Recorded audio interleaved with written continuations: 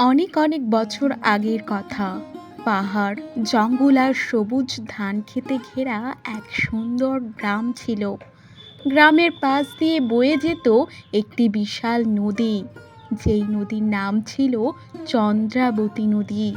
গ্রামের মানুষ বিশ্বাস করত এই নদীতে এক অলৌকিক শক্তি বাস করে। সেই গ্রামে বাস করত দরিদ্র কৃষক হরিনাথ এবং তার স্ত্রী কমলা। তাদের দুই মেয়ে ছিল, বড় মেয়ে মাধুরী আর ছোট মেয়ে মোহনা। মাধুরী ছিল শান্ত, ভদ্র আর পরিশ্রমী। মোহনা ছিল খুবই সুন্দরী, কিন্তু তার মনে অহংকার ছিল অনেক। একদিন বিকেলে দুই বোন নদীর ধারে বসেছিল। দিদি, দেখেছো, গ্রামের সবাই বলে আমি নাকি এই গ্রামের সবচেয়ে সুন্দরী মেয়ে। আমি কোনো গরিব ঘরে বিয়ে করব না। আমি এমন বাড়িতে বিয়ে করব যেখানে সোনা রূপার থালা থাকবে, আমার জন্য 10 জন দাসী থাকবে। আমি সারা দিন শুধু সাজবো আর রাজরানীর মতো জীবন কাটাবো।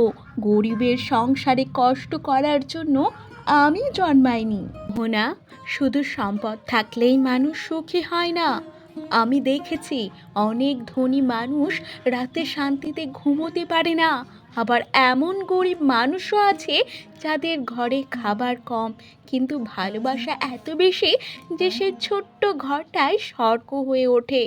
আমি চাই আমার স্বামী ভালো মানুষ হোক, সে গরিব হলেও আমার কোনো দুঃখ থাকবে না।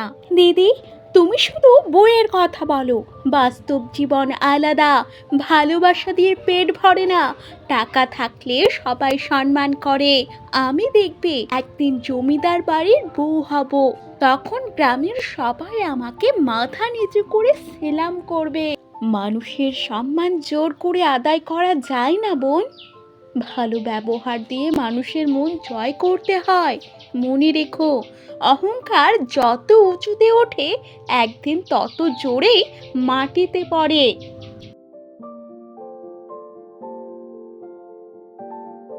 তোদের দুজনের আর কদিন পরেই বিয়ে। মনে রাখিস, সংসার বড় হয় না টাকা দিয়ে, সংসার বড় হয় ভালোবাসা দিয়ে। স্বামী শ্বশুর বাড়ির সবাইকে নিজের মানুষ ভাববে, কখনো অহংকার করবি না। মানুষের ভাগ্য একদিন বদলে যায়।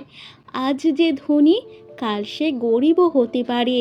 মা, তুমি শুধু দিদিকে নিয়ে চিন্তা করো, আমার কোনো চিন্তা নেই। আমি এখন জমিদার বাড়ির বউ, আমার জীবনে আর কোনো কষ্ট আসবে না। কয়েক মাস পর একই দিনে দুই বোনের বিয়ে ঠিক হলো। মাধুরীর বিয়ে হলো নদীর পূর্ব পাড়ের এক দরিদ্র জেলে নিরঞ্জনের সঙ্গে, আর মোহনাকে বিয়ে করে নিয়ে গেল নদীর পশ্চিম পাড়ের বিশাল জমিদার বাড়ির একমাত্র ছেলে রাজেন্দ্র নারায়ণ।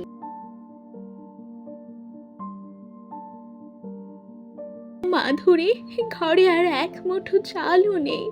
কাল থেকে তোর শ্বশুরের জ্বর। নিরঞ্জনও 3 দিন মাছ ধরতে পারেনি। আজ আমরা কি খাবো বলতো? আমার খুব কষ্ট হচ্ছে যে তোকে এই অভাবের সংসারে এনে ফেলেছি। মা, তুমি কেন এত চিন্তা করছো? ঈশ্বর কাউকে না খাইয়ে রাখেন না। আজ যদি ভাত না হয় আমরা শাক সেদ্ধ খেয়ে নেব, কিন্তু মন খারাপ করব না। মানুষ যদি আশা হারিয়ে ফেলে তাহলে সে সত্যিই গরিব হয়ে যায়। যতদিন আমরা একসঙ্গে আছি ততদিন আমাদের সংসারে সুখ আছে। এদিকে নদীর পশ্চিম পাড়ে জমিদার বাড়ি। সেখানে মোহনার দিন কাটে সাজগোজ, গয়না আর আদেশ দেওয়ায়। এটা কি এনেছো? আমি কি সাধারণ ঘরের মেয়ে? আমার আলমারিতে এত শাড়ি আছে, তবুও তোমরা পুরনো নকশার শাড়ি এনে দেখাচ্ছ। যাও, শহর থেকে নতুন বেনারসি আনো। আর শুনে রাখো, আমার ঘরে যেন কোনো সাধারণ জিনিস না থাকে। আমি জমিদার বাড়ির বউ, আমার সব কিছু অন্যদের থেকে আলাদা হতে হবে। একদিন সকালে নদীর ঘাটে দুই বোনের দেখা হয়ে গেল। মোহনা, কতদিন পর তোকে দেখলাম। আয় না, একটু বসি, ছোটবেলার মতো নদীর ধারে গল্প করি। মনে আছে আমরা দুজনে এই ঘাটে বসে কত বিকেল কাটিয়েছি, কত স্বপ্ন দেখেছি। তোকে খুব দেখতে ইচ্ছে করছিল, আজ তোকে দেখে আমার মনটা ভরে গেল। মোহনা ধীরে ধীরে মাধুরীর দিকে তাকালো, তারপর তার পুরনো শাড়ি, খালি পা আর সাধারণ সাজ দেখে ঠোঁট বাঁকিয়ে বলল, দিদি, তুমি এখনো সে আগের মতোই আছো? তোমার এই ছেঁড়া শাড়ি, রোদে পোড়া আর কষ্টে ভরা জীবন দেখে আমার সত্যি করুণা হচ্ছে।